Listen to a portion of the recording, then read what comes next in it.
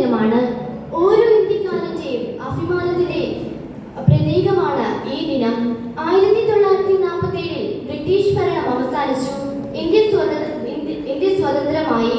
ഈ സ്വാതന്ത്ര്യം നമ്മൾ എളുപ്പത്തിൽ നേടിയെടുത്തത് അല്ല. അതിനുവേണ്ടി നിരവധി പേരാണ് ജീവൻ നഷ്ടപ്പെടുത്തിയത്.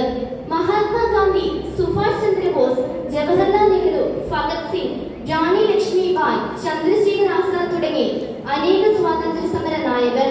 അവർ നമുക്ക് നൽകിയ ഏറ്റവും വലിയ സമ്മാനമാണ് സ്വാതന്ത്ര്യം.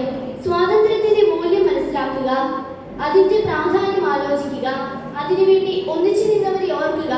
അതാണ് സ്വാതന്ത്ര്യത്തിന്റെ അർത്ഥം. നമുക്കിന്ന് ആശ്വാസത്തോടെ ജീവിക്കാൻ, പഠിക്കാൻ, സ്വതന്ത്രമായി അഭിപ്രായം പ്രകടിപ്പിക്കാനാകുന്നത് അവരുടെ ത്യാഗത്തിന്റെയും ബലിദാനത്തിന്റെയും ഫലമാണ്. പക്ഷേ സ്വാതന്ത്ര്യത്തിനൊപ്പം ഉത്തരവാദിത്വവും ആവശ്യമാണ്. നമ്മുടെ രാഷ്ട്രം അഭിവൃദ്ധിയിലേക്ക് കുതിക്കുമ്പോൾ നാം ഓരോരുത്തരും നമ്മുടെ കടമകൾ മനസ്സിലാക്കുകയും ഒരു നല്ല പൗരനായി മാറുകയും വേണം. ഇന്ത്യ ഇന്ന് ലോകത്തിൽ തന്നെ ഏറ്റവും വലിയ ജനാധിപത്യ രാഷ്ട്രമാണ്. വിവര സാങ്കേതിക വിദ്യയിൽ, സൈനിക ശക്തിയിൽ, ശാസ്ത്ര സാങ്കേതിക വിദ്യയിൽ ഇന്ത്യ മുന്നേറുകയാണ്.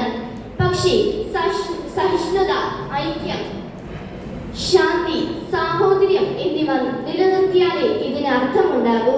അവസാനമായി ഞാൻ പറയുവാൻ ആഗ്രഹിക്കുന്നത്, ഇന്ത്യയെ കൂടുതൽ മഹത്തായ രാഷ്ട്രമാക്കാൻ നാം എല്ലാവരും ഒരുമിച്ചായിരിക്കണം.